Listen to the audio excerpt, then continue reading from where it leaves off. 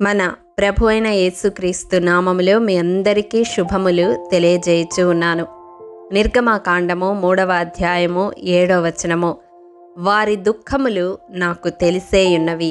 ప్రియ దైవజనమా, ఇశ్రాయేలీల దుఃఖము నాకు తెలిసి ఉన్నది, ఐగుప్తులో వారు అనుభవిస్తున్న వేదన నాకు తెలిసి ఉన్నది అని దేవుడు ఇక్కడ మాట్లాడుతూ ఉన్నాడు. ఈ వాక్యము వింటున్న ప్రియ సహోదరుడా, సహోదరి, నీ దుఃఖము ఎవరికి తెలిసినా తెలియకపోయినా నీ దేవునికి తెలుసు. నీ హృదయ అంతరంగములో నీ చుట్టూ ఉన్న వారికి కనబడకుండా నీవు అణచిపెట్టుకున్న నీ యొక్క మనోదుఖము దేవునికి తెలుసు. ఏ విషయంలో దుఃఖిస్తూ ఉన్నావో, ఎందుకొరకు దుఃఖిస్తూ ఉన్నావో, ఎవరి కొరకు దుఃఖిస్తూ ఉన్నావో, ఎంత కాలముగా దుఃఖిస్తూ ఉన్నావో సమస్తము దేవునికి తెలుసు. ఆయన కనులకు మరుగైనది ఏదీ లేదు.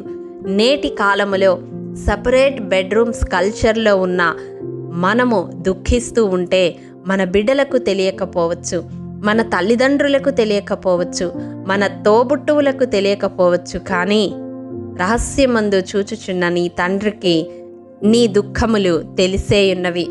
నీ దుఃఖము ఎరిగిన నీ దేవుడు నీ దుఃఖానికి ప్రతిగా సంతోషమిచ్చి నిన్ను ఆదరిస్తాడు.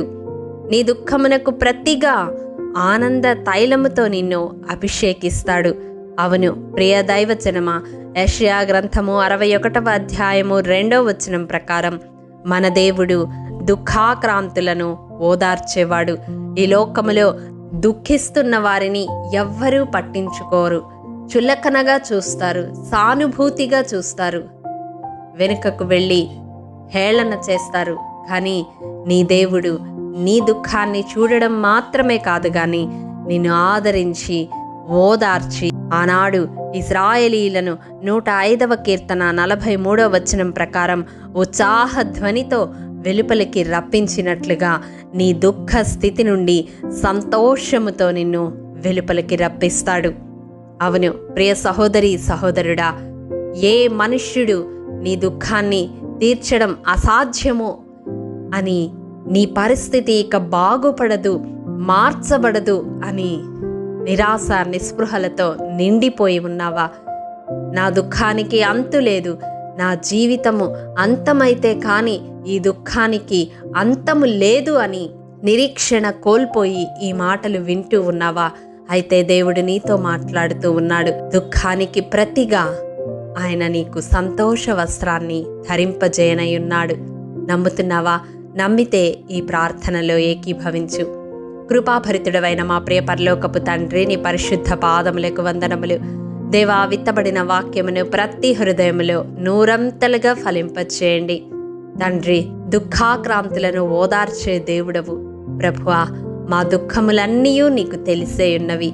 నాయన, ఎవరైతే దుఃఖ భారముతో ఈ మాటలు వింటూ ఉన్నారో, వారు ఎందు నిమిత్తము దుఃఖిస్తూ ఉన్నారో మీరు ఎరిగి ఉన్నారు కనుక ఆ దుఃఖ స్థితి నుండి సంతోష స్థితికి నడిపించమని, వారి స్థితిగతులన్నిటినీ మార్చివేసి సంతోష వస్త్రాన్ని ధరింపచేసి వారి జీవితాలను ఆనంద తైలముతో అభిషేకించమని యేసు అతి పరిశుద్ధ నామం పేరట అడిగి పొందుకొని ఉన్నాము తండ్రి.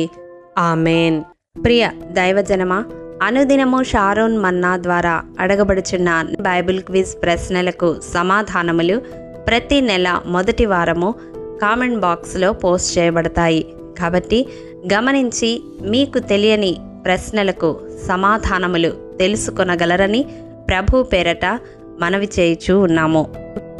ప్రియ దైవజనమా, ఈ దినం బైబిల్ క్విజ్ ప్రశ్న: చెట్టునకు ఏమి ఉన్నట్లుగా తాను ఇశ్రాయేలునకు ఉందునని దేవుడు సెలవిచ్చెను. మీ సమాధానం మాకు తెలియజేస్తారు కదూ? ప్రియ దైవజనమా, ఈ దినము జన్మదినము, వివాహ దినము జరుపుకుంటున్న వారికి షారోన్ గ్రూప్ తరపున హృదయపూర్వక శుభాకాంక్షలు తెలియజేయుచూ ఉన్నాము. దేవుడు శ్రేయస్కరమైన ఆశీర్వాదములతో ఈ సంవత్సరాది నుండి సంవత్సరాంతము వరకు మిమ్ములను నింపాలని ప్రార్థిస్తూ ఉన్నాము. ఆమేన్.